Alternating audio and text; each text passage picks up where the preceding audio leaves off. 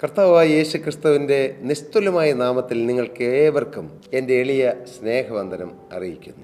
അപ്പോസ്തലനായ പൗലോസ് ഗലാത്യർക്ക് എഴുതിയ ലേഖനം 1-ാം അധ്യായം അതിൻ്റെ 10-ാമത്തെ വാക്യം അതിൽ ഒരു ചോദ്യമെന്നോണം നമ്മോടും വായിക്കുന്നവരുമായ ഓരോരുത്തരോടുമായി ചോദിക്കുന്നു, ഇപ്പോൾ ഞാൻ മനുഷ്യരെയോ ദൈവത്തെയോ സന്തോഷിപ്പിക്കുന്നത്? ഒരു പ്രസ്താവന പറഞ്ഞതിന് ശേഷം അപ്പോസ്തലൻ ഗലാത്യ ക്രിസ്ത്യാനികളോട് ചോദിക്കുകയാണ്, എൻ്റെ ഈ അഭിപ്രായം, എൻ്റെ ഈ പ്രസ്താവന കേട്ടിട്ട് നിങ്ങൾ തന്നെ ഇതിന് ഉത്തരം പറയൂ, ഞാനിപ്പോൾ ദൈവത്തെയാണോ മനുഷ്യരെയാണോ പ്രസാദിപ്പിക്കുന്നതെന്ന്.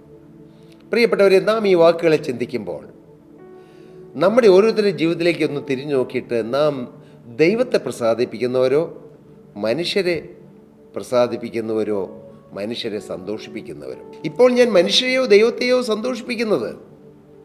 കർത്താവിന് സ്തോത്രം. മനുഷ്യരെ മാത്രം പ്രസാദിപ്പിക്കുന്നവരുണ്ട്, ദൈവത്തെ മാത്രം പ്രസാദിപ്പിക്കുന്നവരുണ്ട്. എന്നാൽ മനുഷ്യരെയും ദൈവത്തെയും പ്രസാദിപ്പിക്കുന്നവരുണ്ട്, സന്തോഷിപ്പിക്കുന്നവരുണ്ട്. കർത്താവിന് സ്തോത്രം. ദൈവത്തെ സന്തോഷിപ്പിക്കണം, മനുഷ്യരെയും സന്തോഷിപ്പിക്കണം. പക്ഷേ മനുഷ്യരെ മാത്രം സന്തോഷിപ്പിക്കാൻ നാം ലക്ഷ്യമിടരുത്. കർത്താവിന് സ്തോത്രം. ദൈവത്തെ സന്തോഷിപ്പിക്കുക എന്ന പ്രാഥമികമായ ആ കാര്യത്തിന് ഊന്നൽ കൊടുത്തുകൊണ്ട് എന്നാൽ മറ്റുള്ളവർക്കും സന്തോഷം പകർന്നു കൊടുക്കുന്നത് നല്ലതാണ്. പക്ഷേ ചില ആത്മീയ തീരുമാനങ്ങൾ എടുക്കുമ്പോൾ മനുഷ്യരെ പ്രസാദിപ്പിക്കാൻ നോക്കരുത്. അത് നമ്മുടെ ആത്മീയ ജീവിതത്തിൽ കേടുവരുത്തും. മനുഷ്യരെ സന്തോഷിപ്പിക്കാൻ നോക്കിയാൽ, അപ്പോസ്തലനായ പൗലോസ് ഗലാത്യർക്ക് എഴുതിയ ലേഖനം 1-ാം അധ്യായം അതിൻ്റെ 8-ാമത്തെ വാക്യത്തിൽ വളരെ ഗൗരവമായി ചില കാര്യങ്ങൾ പറയുകയാണ്. എന്നാൽ ഞങ്ങൾ നിങ്ങളോട് അറിയിച്ചതിന് വിപരീതമായി ഞങ്ങളാകട്ടെ സ്വർഗത്തിൽ നിന്നൊരു ദൂതനാകട്ടെ നിങ്ങളോട് സുവിശേഷം അറിയിച്ചാൽ അവൻ ശപിക്കപ്പെട്ടവൻ.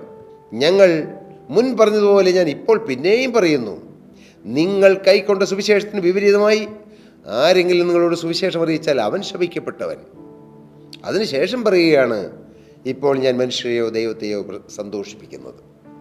കർത്താവിന് സ്തോത്രം. അപ്പോസ്തലൻ അല്പം ഗൗരവമുള്ള കാര്യമാണ് പറഞ്ഞത്. സത്യസുവിശേഷമുണ്ട്, ഫോഷ്കിൻ്റെ സുവിശേഷമുണ്ട്. അതിൻ്റെയും പേരിൻ്റെ ഒടുവിൽ സുവിശേഷമെന്നുണ്ട്. കർത്താവിന് സ്തോത്രം. എന്താണ് സത്യസുവിശേഷം? കർത്താവായ യേശു ക്രിസ്തു സ്വർഗം വിട്ട് ഭൂമിയിലേക്ക് വന്നു നമ്മെ ഓരോരുത്തരെയും സ്നേഹിച്ചതുകൊണ്ട്. കർത്താവായ യേശു ക്രിസ്തു തൻ്റെ 33 വയസ്സ് പ്രായമുള്ള സമയത്ത് നമുക്ക് വേണ്ടി കാൽവറിയിൽ യാഗമായി. നമ്മുടെ ശാപങ്ങൾ മാറ്റുവാൻ, നമ്മുടെ പാപങ്ങൾ മാറ്റുവാൻ, നമ്മുടെ രോഗങ്ങൾ മാറ്റുവാൻ, നമ്മുടെ ബന്ധനങ്ങൾ അഴിക്കുവാൻ പോരാ, കർത്താവായ യേശു ക്രിസ്തു തൻ്റെ ദേഹം എന്ന തിരശ്ശീലയിൽ കൂടി നമുക്കൊരു പുതിയ വഴി കർത്താവ് തുറന്നു തന്നു. എങ്ങോട്ട്? നിത്യസ്വർഗത്തിലേക്ക്. ഹല്ലേലൂയ. കർത്താവായ യേശു ക്രിസ്തു കാൽവറിയിൽ ചൊരിഞ്ഞ തിരുരക്തത്താൽ സകല പാപവും കഴുകപ്പെടുന്നു. സ്തോത്രം. ഇതെല്ലാമാണ് സത്യസുവിശേഷം. യേശു ക്രിസ്തു ഒന്നാമത് വന്നത് പാപികളെ രക്ഷിപ്പാനാണ്. എന്നാൽ യേശു വീണ്ടും വരും, അത് വിശുദ്ധരെ ചേർക്കാനാണ്. കർത്താവിന് സ്തോത്രം. യേശു ക്രിസ്തുവാണ് ഏകമധ്യസ്ഥൻ. യേശു ക്രിസ്തുവാകുന്ന ഏകമധ്യസ്ഥൻ പിതാവിൻ്റെ സന്നിധിയിൽ പിതാവിൻ്റെ വലത്ത് ഭാഗത്ത് തൻ്റെ തിരുരക്തം കാണിച്ചുകൊണ്ട് നമുക്ക് വേണ്ടി മധ്യസ്ഥ അണയ്ക്കുന്നു. ഇനി മധ്യസ്ഥന്മാരുടെ പുറകെ പോകേണ്ട ആവശ്യമില്ല. ഇതാണ് സത്യസുവിശേഷം. കർത്താവിന് സ്തോത്രം. കർത്താവ് താൻ ഗംഭീരനാഥത്തോടും പ്രധാനദൂതന്റെ ശബ്ദത്തോടും ദൈവത്തിൻ്റെ കാഹളത്തോടും കൂടെ സ്വർഗത്തിൽ നിന്ന് ഇറങ്ങി വരികയും ക്രിസ്തുവിൽ മരിച്ചവർ മുമ്പ് ഉയർത്തെഴുന്നേൽക്കുകയും ചെയ്യും. പിന്നെ ജീവനോടെ ശേഷിക്കുന്നവരായി നാം അവരോടൊരുമിച്ച് ആകാശത്തിൽ കർത്താവിനെ എതിരേൽപ്പാൻ മേഘങ്ങളിൽ എടുക്കപ്പെടും. ഇങ്ങനെ നാം എപ്പോഴും കർത്താവിനോട് കൂടി ഇരിക്കും. ഇതാണ് സത്യസുവിശേഷം, ഇതാണ് സത്യവചനം. എന്നാൽ ഇതിന് വിരുദ്ധമായി യേശു അല്ലാതെ വേറെ ഒരുപാട് മധ്യസ്ഥന്മാരുണ്ട്. യേശുവിലൂടെ അല്ലാതെ ദൈവരാജ്യത്തിൽ പോകാം ഇങ്ങനെയൊക്കെ പഠിപ്പിക്കുന്നത് അത് പോഷ്കിൻ്റെ സുവിശേഷമാണ്, വിപരീതമായ സുവിശേഷമാണ്. നിങ്ങളുടെ ആരെയും നെറ്റി ചുളിയില്ല എന്നാണ് എൻ്റെ ചിന്ത. നെറ്റി ചുളിഞ്ഞാലും പ്രിയപ്പെട്ടവരെ, നിങ്ങളെല്ലാവരും ദൈവരാജ്യത്തിൽ എത്തണമെന്നാണ് ഞങ്ങൾ ആഗ്രഹിക്കുന്നത്. യേശു ക്രിസ്തു എന്ന ഏകമധ്യസ്ഥയിലൂടെ മാത്രമേ ദൈവരാജ്യത്തിൽ പ്രവേശനമുള്ളൂ. രക്ഷകന്മാർ രണ്ടില്ല. അപ്പോസ്തലനായ പത്രോസ് പറഞ്ഞു. പത്രോസ് എന്താണ് പറഞ്ഞത്? മറ്റൊരുത്തനിൽ രക്ഷയില്ല, നാം രക്ഷിക്കപ്പെടുവാൻ ആകാശത്തിന് കീഴിൽ മനുഷ്യരിൽ വേറെ ഒരു നാമവുമില്ല. ഇതാണ് സത്യസുവിശേഷം. എന്നാൽ ഇതാ ഇന്ന വിശുദ്ധൻ്റെ പുറകെ പോയാൽ, ഇന്ന വിശുദ്ധയുടെ പുറകെ പോയാൽ ദൈവരാജ്യത്തിൽ എത്തുമെന്ന് പാവപ്പെട്ട ജനത്തെ വഞ്ചിച്ച് പഠിപ്പിക്കുന്ന വിപരീതോപദേശങ്ങളുണ്ട്. അത് ഭോഷ്കിൻ്റെ സുവിശേഷമാണ്. കർത്താവിന് സ്തോത്രം. ഹല്ലേലൂയ. ദൈവനാമം മഹത്വപ്പെടട്ടെ. Hallelujah, hallelujah. അത് തന്നെയാണ് പൗലോസ് അപ്പോസ്തലൻ പറഞ്ഞത്. കർത്താവായ യേശുവിൽ വിശ്വസിക്കുക, എന്നാൽ നീ നിൻ്റെ കുടുംബം രക്ഷപ്പെടും. വിശ്വസിക്കേണ്ടത് യേശുവിലാണ്, ശ്രദ്ധിച്ചു നോക്കേണ്ടത് യേശുവിനെയാണ്. വിശ്വാസത്തിൻ്റെ നായകനും പൂർത്തി വരുന്നതുമായി യേശുവിനെ നോക്കുക. എബ്രായർ 12:2. കർത്താവിന് സ്തോത്രം. എബ്രായർ 3:1 പറയുന്നു, യേശു ക്രിസ്തുവിനെ ശ്രദ്ധിച്ചു നോക്കുവീൻ. യേശു മോശയേക്കാൾ വലിയവനാണ്, യേശു ദൂതന്മാരെക്കാൾ വലിയവനാണ്, യേശു ദേവാലയത്തെക്കാൾ വലിയവനാണ്, യേശു സ്വർഗത്തേക്കാൾ വലിയവനാണ്, യേശു ശലോമോനേക്കാൾ വലിയവനാണ്, യേശു യോനയേക്കാൾ വലിയവനാണ്. ഇതാണ് സത്യസുവിശേഷം. ഇവിടെ കുറേ വിശുദ്ധന്മാരും വിശുദ്ധതകളുണ്ട്, അതിലൊരാൾ യേശു. അല്ല മോനെ, അങ്ങനെ പഠിപ്പിക്കുന്നത് ഭോഷ്കാണ്. നിങ്ങൾ ഈ സത്യം തിരിച്ചറിയൂ. നിങ്ങളെ രക്ഷിക്കാൻ ആകാശത്തിന് കീഴിൽ വേറെ ഒരു മനുഷ്യനുമില്ല. ഒരു വിശുദ്ധനും ഒരാളെ രക്ഷിക്കാൻ കഴിയില്ല, ഒരു അഭിഷിക്തനും ഒരാളെ രക്ഷിപ്പാൻ കഴിയില്ല, ഒരു പ്രവാചകനും ഒരാളെ രക്ഷിപ്പാൻ കഴിയില്ല, ഒരു ദൈവദാസനും ഒരാളെ രക്ഷിപ്പാൻ കഴിയില്ല. രക്ഷകനായ യേശുവിനെ ചൂണ്ടിക്കാണിക്കാനേ അവർക്ക് പറ്റൂ. രക്ഷ തരുന്നത് യേശുക്രിസ്തുവാണ്. യേശുക്രിസ്തു കാൽവരിയിൽ ചൊരിഞ്ഞ തിരുരക്തമാണ് മനുഷ്യനെ രക്ഷിക്കുന്നത്. യേശുക്രിസ്തുവിൻ്റെ തിരുരക്തമാണ് മനുഷ്യനെ വീണ്ടെടുക്കുന്നത്. വ്യർത്ഥവും പിതൃപാരമ്പര്യമായുള്ള നിങ്ങളുടെ നടപ്പിൽ നിന്ന് നിങ്ങളെ വീണ്ടെടുത്തിരിക്കുന്നത് പൊന്ന്, വെള്ളി മുതലായി അഴിഞ്ഞു പോകുന്ന വസ്തുക്കളെ കൊണ്ടല്ല, ക്രിസ്തു എന്ന നിർദോഷവും നിഷ്കളങ്കവുമായ കുഞ്ഞാടിൻ്റെ വിലയേറിയ രക്തം കൊണ്ടത്രയെന്ന് നിങ്ങൾ അറിയുന്നുവല്ലോ. മോനെ, നിന്നെ യേശു രക്ഷയിലേക്ക് നയിക്കുമ്പോൾ അവരെന്തു പറയും? സ്വന്തക്കാരെന്തു പറയും? ബന്ധക്കാരെന്തു പറയും? അങ്ങനെ ചിന്തിച്ചിരുന്നാൽ നീ മനുഷ്യരെ പ്രസാദിപ്പിക്കുന്നവനാകും, രക്ഷ കിട്ടുകയില്ല. രക്ഷ കിട്ടണമെങ്കിൽ മോശയെക്കുറിച്ച് പറയും. അത് അഭിമാനത്തോടെ നമുക്ക് പറയാൻ കഴിയൂ. മോശ അന്ന് മിസ്രൈമിൽ, ഈജിപ്തിൽ, ഫറവോൻ്റെ കൊട്ടാരത്തിൽ അന്നത്തെ സംസ്കാരത്തിൻ്റെ കളിത്തൊട്ടിൽ എന്ന് വിശേഷിപ്പിച്ചിരിക്കുന്ന ഈജിപ്ഷ്യൻ സംസ്കാരം, ഏറ്റവും ധനസമൃദ്ധിയിലുള്ള ഈജിപ്ഷ്യൻ രാജ്യം ഈജിപ്റ്റ്. എന്നാൽ മോശയ്ക്ക് രണ്ട് കാര്യങ്ങൾ മോശയുടെ മുമ്പിൽ തെളിഞ്ഞു വന്നു. ഒന്നുകിൽ ഫറവോൻ്റെ കൊട്ടാരം, മിസ്രൈമിലെ നിക്ഷേപം, ഇല്ലെങ്കിൽ ദൈവജനത്തോടുകൂടി കഷ്ടം. കർത്താവിന് സ്തോത്രം. മോശ ആരെയാണ് പ്രസാദിപ്പിച്ചത്? മോശ മനുഷ്യരെയല്ല സന്തോഷിപ്പിച്ചത്, ദൈവത്തെ സന്തോഷിപ്പിച്ചു. വിശ്വാസത്താൽ മോശ താൻ വളർന്നപ്പോൾ പാപത്തിൻ്റെ തൽക്കാല ഭോഗത്തെക്കാളും ദൈവജനത്തോടുകൂടി കഷ്ടം അനുഭവിക്കാൻ തിരഞ്ഞെടുത്തു. പ്രതിഫലം നോക്കിയതുകൊണ്ട് ഫറവോൻ്റെ പുത്രിയുടെ മകനെന്ന് വിളിക്കപ്പെടുന്ന നിരസിക്കുകയും മിസ്രൈമിലെ നിക്ഷേപങ്ങളെക്കാൾ ക്രിസ്തുവിന് നിന്ന വലിയ ധനം എണ്ണുകയും ചെയ്തു. ആരെ സന്തോഷിപ്പിച്ചു? ദൈവത്തെ സന്തോഷിപ്പിച്ചു. അല്ലെങ്കിൽ അപ്പോസ്തലനായ പൗലോസ് ഗലാത്യർ ലേഖനം 1-ാം അധ്യായത്തിൽ പറയും, തൻ്റെ സന്തോഷം പറയുകയാണ്.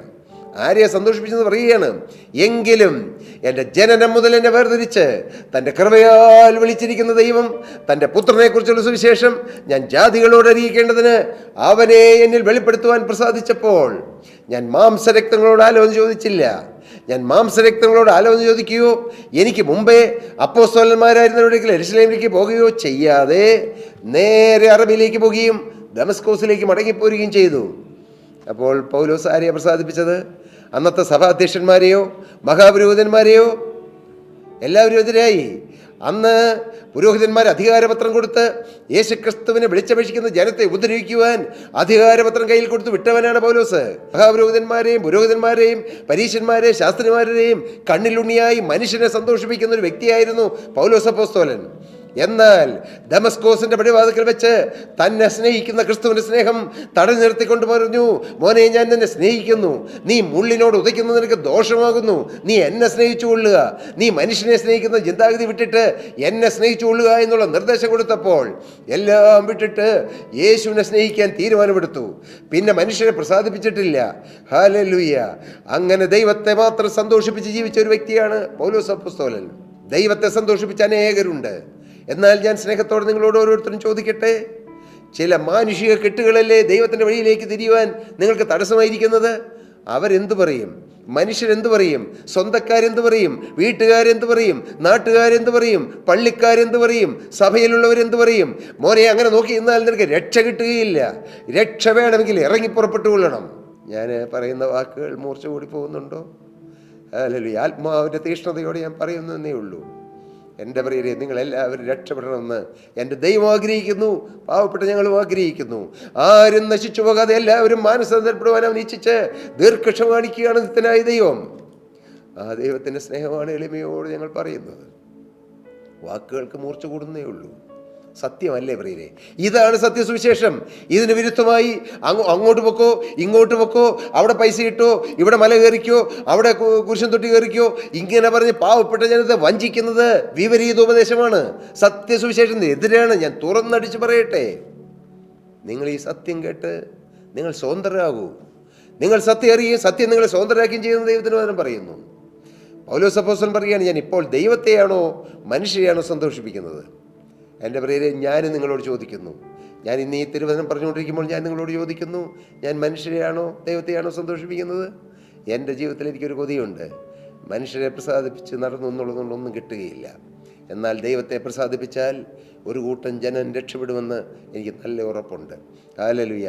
ഒരു കൂട്ടം ജനം ഈ സത്യം കേൾക്കുകയും ഇന്നല്ലെങ്കിൽ എന്നെങ്കിലും ഈ ജീവുള്ള ദൈവത്തിൻ്റെ വചനം, ഈ സത്യസുവിശേഷം അനേകരെ വിടുവിക്കും. ഇന്ന് പ്രിയപ്പെട്ടവരെ, സഭകൾ തമ്മിൽ മിണ്ടുകയില്ല. ദൈവമക്കൾ എന്ന് പറയുന്നവർ തമ്മിൽ മിണ്ടുകയില്ല. അത് യഥാർത്ഥ സുവിശേഷമാണോ? അല്ല. ഒരു കൂട്ടായ്മക്കാരൻ വേറൊരു കൂട്ടായ്മക്കാരനോട് മിണ്ടുകയില്ല. ഒരു കൂട്ടായ്മയുള്ളവൻ വിചാരിക്കും ഞാനാണ് ഏറ്റവും വലിയ കൂട്ടായ്മക്കാരൻ, അത് താഴെയുള്ള ബാക്കിയുള്ള എല്ലാവരും എന്നേക്കാൾ താഴ്ന്നവരാണ്. ഇത് സത്യസുവിശേഷമല്ല. കർത്താവിന് സ്തോത്രം. മോനെ, നിന്റെ ഉള്ളിൽ സത്യസുവിശേഷവും സത്യത്തിൻ്റെ ആത്മാവും ഉണ്ടെങ്കിൽ യേശുവിൻ്റെ രക്തത്താൽ വീണ്ടെടുക്കപ്പെട്ട ഏത് സഭയിലുള്ളവരാണെങ്കിലും അവർ ശ്രേഷ്ഠരാണെന്ന് നിനക്ക് കാണാൻ കഴിയും. ഇന്ന് ചിലരോട് അറപ്പില്ലേ, ചിലരോട് വെറുപ്പില്ലേ. ഇന്ന സഭയിലേക്ക് പോയി എന്ന് പറഞ്ഞാൽ ഏതാണ്ട് നരകത്തിൽ പോയി എന്ന് പോലെ ചിന്തിക്കുന്നവരില്ലേ? സത്യമല്ലത്, സത്യസുവിശേഷമല്ലത്. കർത്താവിന് സ്തോത്രം. ഒരാൾ ഈ ഭൂമിയിൽ ഏത് സഭയിൽ പോയാണെങ്കിൽ രക്ഷിക്കപ്പെട്ടു എന്ന് കേട്ടാൽ, മകനെ നിന്റെ ഉള്ളു തുള്ളുന്നില്ലെങ്കിൽ നീ സത്യസുവിശേഷത്തിന് പിന്നാലെ അല്ല പോകുന്നത്. ഹല്ലേലൂയ, സ്തോത്രം. ഞാനിപ്പോൾ മനുഷ്യരെയോ ദൈവത്തെയോ സന്തോഷിപ്പിക്കുന്നെന്ന് പൗലോസ് ചോദിക്കുകയാണ്. കർത്താവിന് സ്തോത്രം. പൗലോസ് അപ്പോസ്തലനോട് ചേർന്ന് ഞാനും, ഈ എളിയവനായ ഞാനും, നിസ്സാരനായ ഞാനും പറയുകയാണ്, ഇപ്പോൾ ഞാൻ മനുഷ്യരെയാണോ പ്രസാദിപ്പിക്കുന്നത് അതോ ദൈവത്തെയാണോ സന്തോഷിപ്പിക്കുന്നത്? എനിക്കറിയാം, ഞാൻ ഈ വാക്കുകൾ പറയുമ്പോൾ എൻ്റെ കർത്താവ് സ്വർഗത്തിൽ നിന്ന് സന്തോഷിക്കുന്നുണ്ട്, പരിശുദ്ധാത്മാവ് സന്തോഷിക്കുന്നുണ്ട്. എൻ്റെ പ്രിയരെ, ദൈവമക്കൾ തമ്മിൽ പല നിലവാരത്തിൽ കാണരുത്. യേശുവിൻ്റെ രക്തമാണ് ഒരു പാവപ്പെട്ട ദൈവനെ വീണ്ടെടുക്കാൻ ഉപയോഗിച്ചെങ്കിൽ, കർത്താവ് ഒരുപക്ഷെ അമേരിക്കൻ പ്രസിഡന്റിനെ വീണ്ടെടുക്കാനും യേശുവിൻ്റെ രക്തം വേണം. അതേ രക്തം വേണം ഈ ഭൂമിയിലുള്ള ഒരു പാവപ്പെട്ട അടിമയെ വീണ്ടെടുക്കാൻ. ദൈവത്തിൻ്റെ സന്നിധിയിൽ ഇവർ രണ്ടുപേരും തുല്യരാണ്. അങ്ങനെ വേണം നാം മറ്റുള്ളവരെ കാണാൻ. അതാണ് ക്രിസ്തീയ കാഴ്ചപ്പാട്. സ്തോത്രം. കൂട്ടായ്മകൾ തമ്മിൽ എന്ത് വ്യത്യാസം? ഒരു കൂട്ടായ്മയ്ക്ക് മനുഷ്യന് എന്ത് ചെയ്യാൻ പറ്റുമെന്നാണ് നിങ്ങൾ പറയുന്നത്? യേശു ഇല്ലാത്ത കൂട്ടായ്മയാണെങ്കിൽ ഒന്നും ചെയ്യാൻ പറ്റുകയില്ല. അതുകൊണ്ട് യേശുവാണ് വലിയവൻ, യേശുവാണ് ഉന്നതൻ, യേശുവിൻ്റെ രക്തമാണ് വലുത്. അങ്ങനെ വലിയ വിശാലമായ കാഴ്ചപ്പാട്. ഇടുക്കമൊക്കെ പോട്ടെ പ്രിയരെ. വേർപാടിന് നടുച്ചൊരു കാൽവറിയിൽ തകർത്ത് കളഞ്ഞ യേശു ക്രിസ്തുവിനെ അനുധാവനം ചെയ്യുന്ന നാം ഓരോരുത്തരും ഇനി ഇടുക്കം വെച്ചുകൊണ്ടിരിക്കരുത്. എൻ്റെ കൂട്ടായ്മ, എൻ്റെ ദൈവദാസൻ, ഞങ്ങളുടെ ശുശ്രൂഷ, ഞങ്ങളുടെ വചനം, ഞങ്ങളുടെ പ്രാർത്ഥനാ യോഗം അല്ല, യേശുവിൻ്റേതെന്ന് കരുതുക. അങ്ങനെ സത്യസുവിശേഷ സാക്ഷികളായി നാം നിന്നാൽ ദൈവം നമ്മിൽ സന്തോഷിക്കും. അങ്ങനെ ദൈവത്തെ നമുക്ക് പ്രസാദിപ്പാനിടയാകും. അതിനിടയാകട്ടെ എന്ന് ഞാൻ പ്രാർത്ഥിക്കുന്നു. കർത്താവ് നിങ്ങളെ അനുഗ്രഹിക്കട്ടെ. ഞാൻ ഈ പറഞ്ഞ വാക്കുകൾ ആരോടും പരിഭവമോ പരാതിയോ ദേഷ്യമോ വെച്ചല്ല പ്രിയരെ. നശിച്ചു പോകുന്ന പാവപ്പെട്ട ജനത്തെ വഞ്ചിക്കുന്ന വലിയൊരു കൂട്ടം ഇങ്ങോട്ട് പോവാ അങ്ങോട്ട് പോരെ രക്ഷപ്പെടുമെന്ന് പറഞ്ഞ് പാവപ്പെട്ട ജനത്തെ അറുക്കാൻ കൊണ്ടുപോകുന്ന ആടുമാടുകളെ പോലെ നശിപ്പിക്കുന്ന വലിയൊരു സമൂഹമുണ്ട്. എന്നാൽ യേശുവിലേക്ക് മാത്രം വന്നാലേ നിങ്ങൾ രക്ഷപ്പെടുകയുള്ളൂ.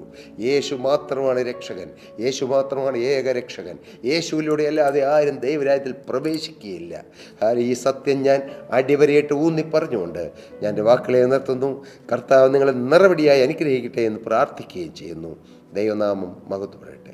പ്രിയ സഹോദരി സഹോദരങ്ങളെ, നിങ്ങൾക്ക് ഏതെങ്കിലും പ്രാർത്ഥനാ വിഷയങ്ങളോ നിങ്ങൾക്ക് ഏതെങ്കിലും അഭിപ്രായങ്ങളോ ഉണ്ടെങ്കിൽ ഞങ്ങളുമായി കോൺടാക്റ്റ് ചെയ്യുക. താഴെ കാണുന്ന നമ്പറിൽ കോൺടാക്റ്റ് ചെയ്താൽ ഞങ്ങൾ നിങ്ങളുമായി കോൺടാക്റ്റ് ചെയ്യുക. കർത്താവ് നിങ്ങളെ അനുഗ്രഹിക്കട്ടെ. ദൈവനാമം മഹത്വപ്പെടട്ടെ.